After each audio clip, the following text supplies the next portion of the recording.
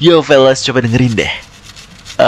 Yaps, this is chicken katsu recipe. Buatnya ala satset, namun secara flavor tasty banget. Oh iya, walaupun kita pakai ayam dada, namun dalamnya itu juicy. Dan ini dia chicken katsu recipe ala cita rasa padi.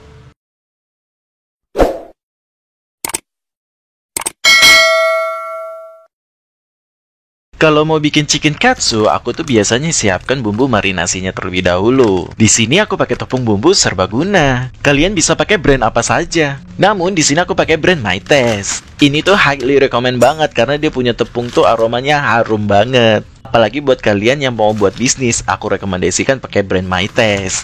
Untuk tepung ini aku pakai sebanyak 4 sendok makan tepung serbaguna. Jika tepungnya sudah masuk semua, langkah selanjutnya adalah kita masukin paprika powder. Untuk paprika powder ini aku pakai sebanyak 1 sendok teh. Fungsi dari paprika powder ini selain aroma, namun dalamnya itu nanti bakalan cantik. Kemudian kita tambahkan black pepper atau merica hitam. Untuk black pepper ini aku pakai sebanyak 1 sendok teh black pepper.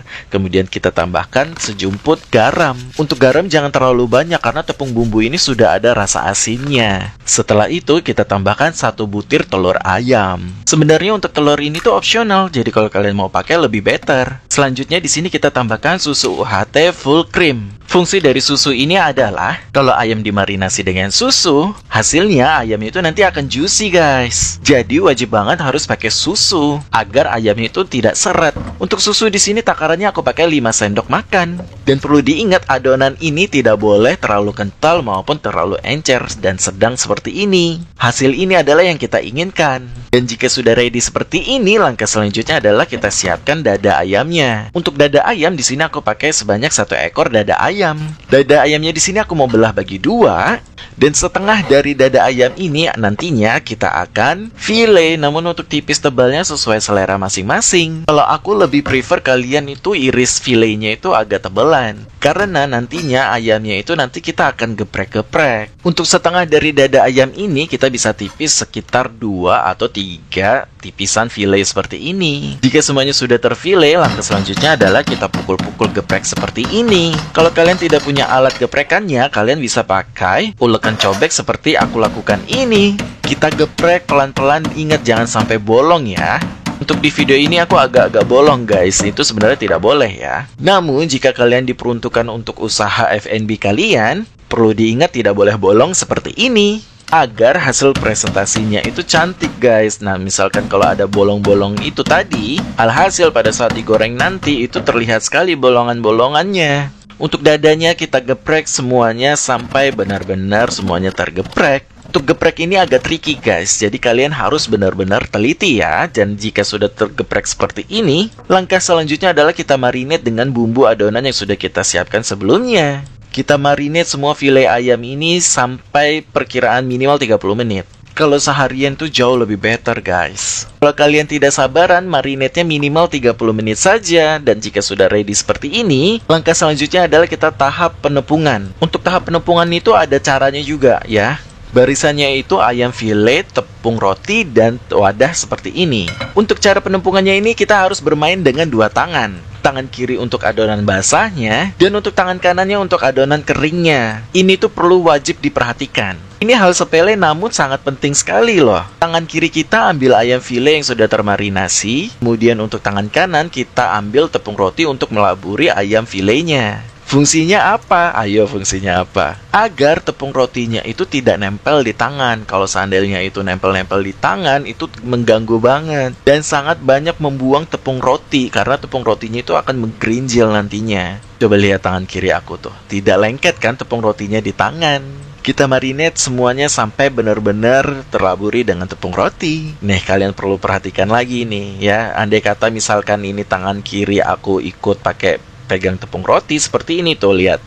Pasti akan menempel kan di tangan. Dan itu kalau kalian lakuin terus menerus, tepung rotinya bakal terbuang dengan banyak guys. Sehingga dalam proses ini kita bermain dengan 2 tangan. Dan jangan lupa kembali lagi, jika kalian diperuntukkan untuk usaha F&B kalian, jangan lupa harus memakai sarung tangan.